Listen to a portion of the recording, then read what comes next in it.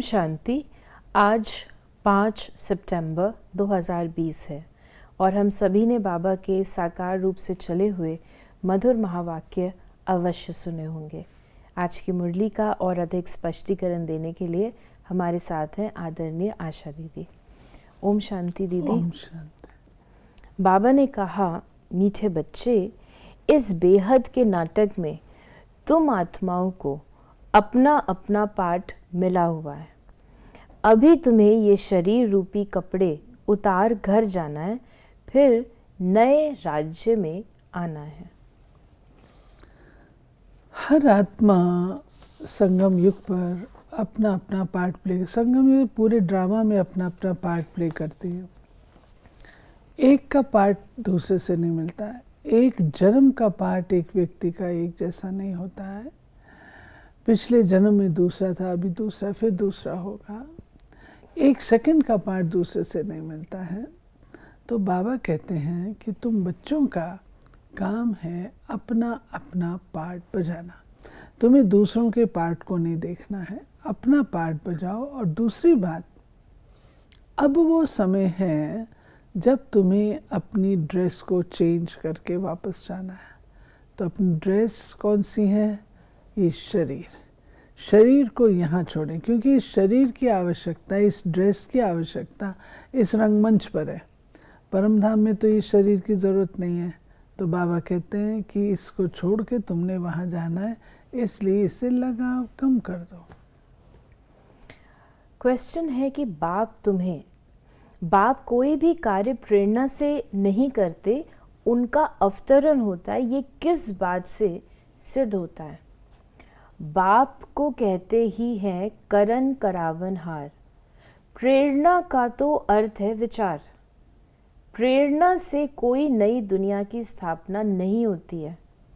बाप बच्चों से स्थापना कराते हैं।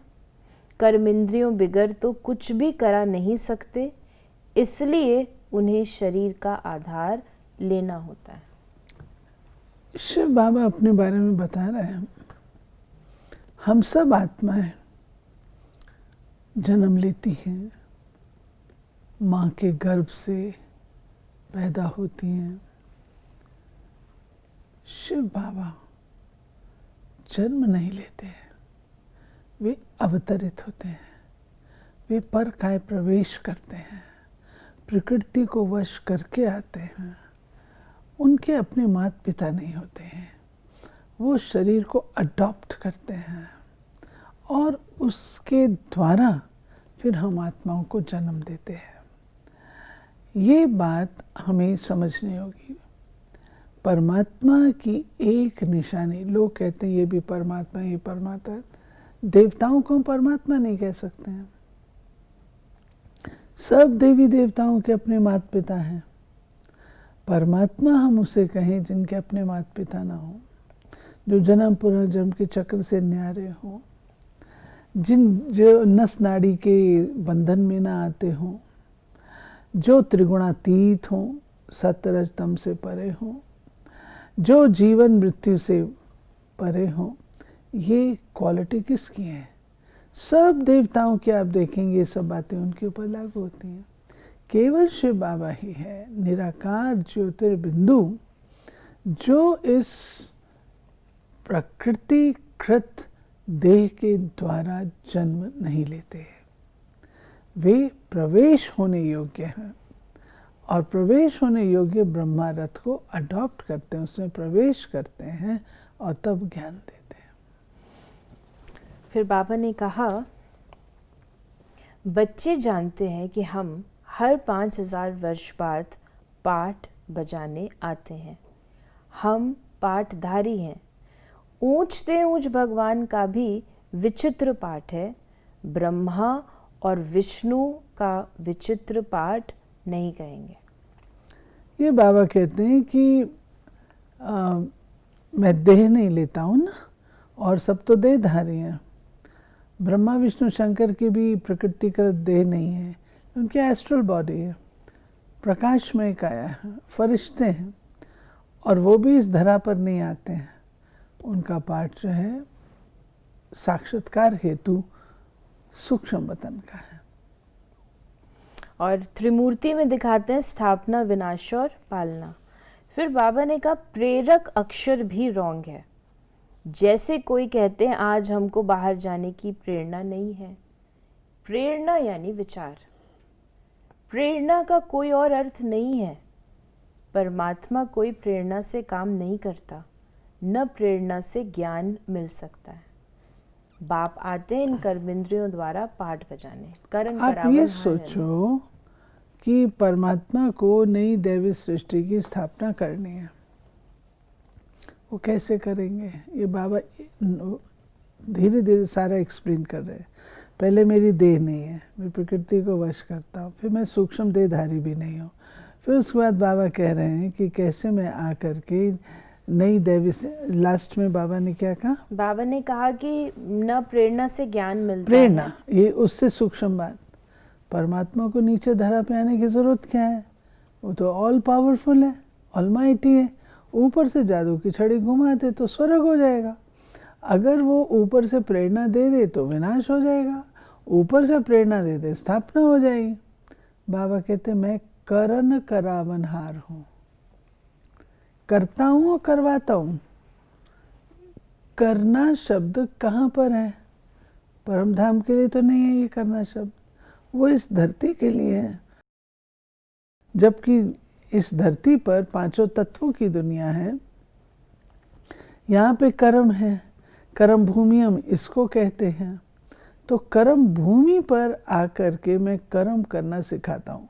कौन से कर्म अच्छे हैं, कौन से नहीं हैं, ये सब बातों की समझ मैं आपको देता हूँ। वो प्रेरणा से नहीं दे सकता। अच्छा मान लो मैं प्रेरणा से दूं, आपकी बुद्धि इतनी अच्छी है जो मेरी प्रेरणा को कैच कर लोगे। आप अपने मन में उठने वाले अच्छे विचारों का दमन कर देते हो, मेरी प्रेरणा को कैसे कैच करोगे? तुम समझते हो ये बेहद के बाप की फैमिली है। सर्वव्यापी कहने से फैमिली की खुशबू नहीं आती। सर्वव्यापी कहें तो सब तरफ है, तो वो पारिवारिक भाषा कैसे आएगी? बाबा ने कहा पहले हमेशा कहना चाहिए नई दुनिया की स्थापना, पहले पुरानी दुनिया का विनाश कहना रॉन्ग हो जाता है। विनाश हो जाएगा फिर थोड़ी स्थापना होगी। क्योंकि कई जगह प्रसिद्ध भी है कि विनाश की बातें करते हैं। शिव बाबा विनाश के लिए नहीं आता है। शिव बाबा विनाश के लिए नहीं आता है।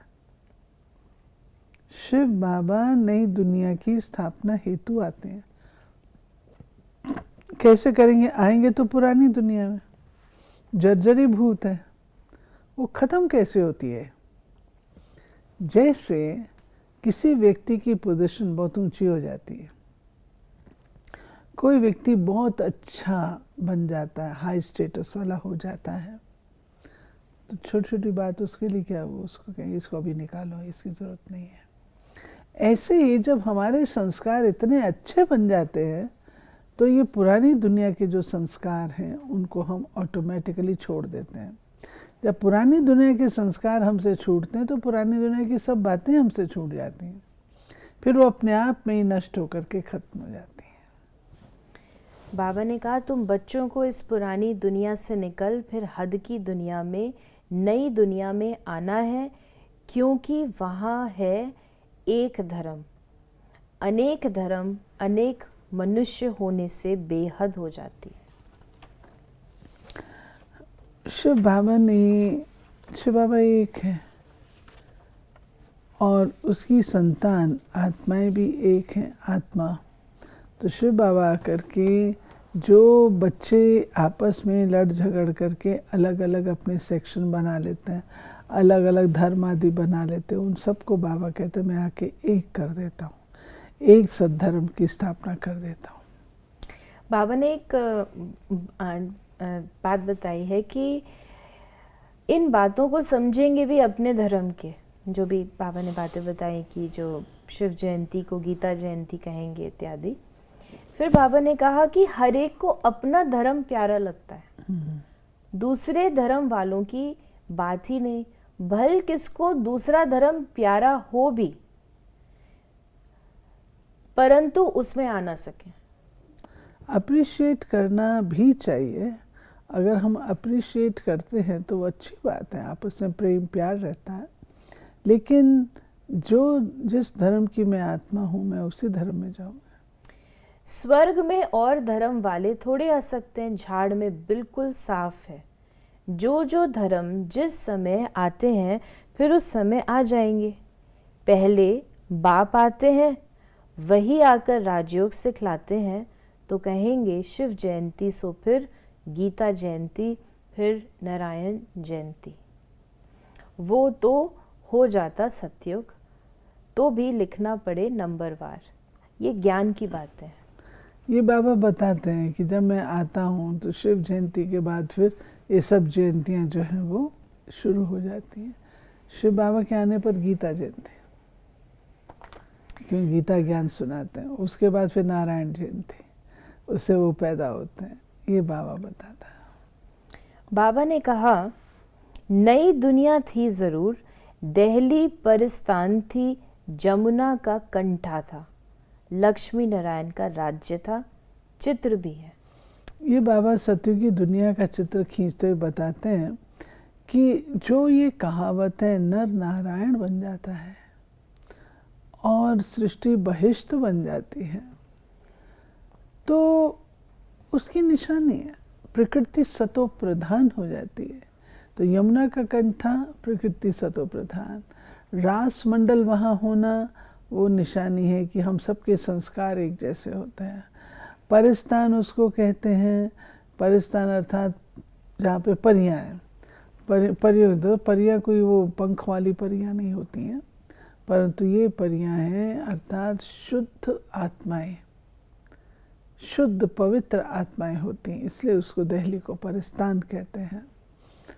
और इसकी यादगार बनी हुई है मथुरा में, कितना रासमंड वगैरह, कितनी उसका जन्माष्टमी पर कितना करते हैं। बाबा ने कहा, बाप भूल जाता है तो टीचर को याद करो। टीचर जो सिखलाते हैं वो भी ज़रूर याद आएगा ना। टीचर भी याद रहेगा, नॉलेज भी याद रहेगी, उद्देश्य भी बुद्धि में है, याद रखना ही पड़े, क्योंकि तुम्हारी स्टूडेंट लाइफ है ना। बाबा कहता है अगर तुम याद नहीं करोगे बाप को, चलो ठीक है टीचर को याद करो, टीचर भूल जाए तो सदगुरु को याद करो। बाबा के साथ तो सर्व संबंध है, क्योंकि आप स्टूडेंट हैं और स्टूडेंट के रूप से आपको सर्व संबंधों का अनुभव होना ही चाहिए। अगर ये नहीं, ये हमारा एक सब्जेक्ट है, अगर ये नहीं होगा तो अंत में हमारी बुद्धि उन सब संबंधों में जाएगी जिसका अनुभव बाबा से नहीं होगा, फेल हो जाएंगे ना। तो बाबा कहते तुम स्टूडेंट हो, तो स्टूडेंट के रूप से ये सारे अनुभव होने चाहिए। बाबा ने कहा, ये है बेहद का संन्यास, रथ कायम ही रहता है, बाकी का ठिकाना नहीं है, चलते चलते फिर भागंती हो जाते हैं। ये रथ तो मुकर्रर है ड्रामा अनुसार, इनको कहा जाता है भाग्यशाली रथ। तुम सबको भाग्यशाली रथ नहीं कहेंगे। भाग्यशाली रथ अर्थात वह रथ जिसके द्वारा भाग्य विधाता हम आत्माओं के भाग्य को बनाते हैं, जिसके द्वारा शिव बाबा आकर के हमें भाग्य खींचने की कलम देते हैं, उसको कहते हैं भाग्यशाली रथ। बाबा ने कहा कि जो ऊंच पद पाते हैं, तो बाबा ने कहा पूछो, तुम समझ सकते हो ऊंच पद कौन पा सकते हैं, उनकी क्वालिफिकेशन क्या होनी चाहिए। पहले हमारे में भी क्वालिफिकेशन नहीं थी, आसुरी मत पर थे। फिर बाबा ने कहा तो ऐसे श्रीमत पर चलना चाहिए ना, जितना चलेंगे उतना श्रेष्ठ पद पाएंगे, कम चलेंगे तो कम पद। श्रीमत है ही भगवान की। श्रीमत का तो पालन करना ही पड़ेगा, क्योंकि अनुभवी हो चुके हैं सारे कल्प में। हमने इस एक दूसरे की मत पर चला, पर मत पर चला, रावण की मत पर चला, नतीजा क्या हुआ। तो अब बाबा कहते तुमने सब कुछ अच्छी तरह से भुगत लिया है, सब कुछ अच्छी तरह से देख लिया है, अब तो श्रीमत पर चलो, मेरी श्रीमत पर चलोगे तो ही कल्याण है। वरदान है, सर्व संबंधों के सहयोग की अनुभूति द्वारा निरंतर योगी सहज योगी भव। हर समय बाप के ये है सर्व संबंधों के अनुभव द्वारा सहज योगी। बाबा के साथ हमारे सर्व संबंध हैं। बाबा चाबी है। हम बाबा कहते हैं तो हमें आंसर्स मिलते हैं। बाबा कहते हैं विघ्न टलते हैं। एक बार बाबा ने पूछा था माताओं को, तुम्हारी चाबी क्या है? तो माताओं ने कहा बाबा नाम की चाबी है। बाबा ने कहा फिर भूलता तो नहीं है बाबा? तो माताएं हंसने लग गई, भूल तो जाता है। तो बाबा ने कहा अच्छा, आज मैं तुमको एक की चेन देता हूँ, उस की चेन में उस बाबा नाम की चाबी को डालना, क्योंकि अकेली ऐसी चाबी होगी तो गिर जाएगी, इधर उधर रखी जाएगी, तो की चेन में होगी तो संभली रहेगी। तो वो की चेन बाबा ने बताया था सर्व संबंध। अगर हम शिव बाबा को सर्व संबंधों से याद करते रहेंगे, तो बाप बोला तो टीचर, टीचर बोला सखा, सखा बोला तो बेटा, तो ऐसे याद करते रहेंगे तो वो हमको सहज योगी बना देगा। बाबा ने कहा हर समय बाप के भिन्न भिन्न संबंधों का सहयोग लेना अर्थात अनुभव करना ही सहज योग है। बाप कैसे भी समय पर संबंध निभाने के लिए बंधे हुए हैं। सारे कल्प में अभी ही सर्व अनुभवों की खान प्राप्त होती है, इसलिए सदा सर्व संबंधों का सहयोग लो और निरंतर योगी सहज योगी बनो, क्योंकि जो सर्व संबंधों की अनुभूति व प्राप्ति में मगन रहता है वो पुरानी दुनिया के वातावरण से सहज ही उपराम हो जाता है। सुनाया मैंने शुरू में। और आज का स्लोगन है सर्व शक्तियों से संपन्न रहना, यही ब्राह्मण स्वरूप की विशेषता है।